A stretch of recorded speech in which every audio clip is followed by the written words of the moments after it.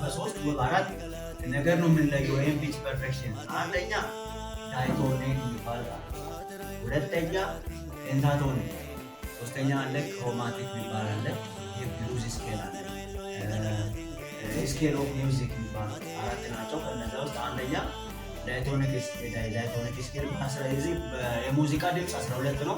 ከነዛ ከ12 ውስጥ 7 የምንጫወት ከሆነ ምን ይባላል? ዳይቶኒክ ነው የሚባለው። ከ12 7 የምንጫወት ከሆነ ከ12 ድምፅ ስንት ድምፅ? 7 ድምፅ የምንጫወት ከሆነ ምን ይባላል? ለምሳሌ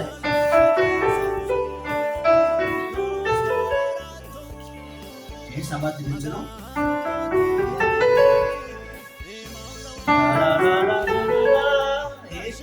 ሰባት ድምፅ ነው። ከስንት ድምፅ ውስጥ? ከ12 ድምፅ። ይሄ ምን ይባላል? ዳይቶኒክ። ከ12 ደግሞ 5 የምንጫወት ከሆነ ምን ይባላል? 5 ራሱ ፔንታ በግሪክ ነው። ፔንታቶኒክ ማለት ነው። ለምሳሌ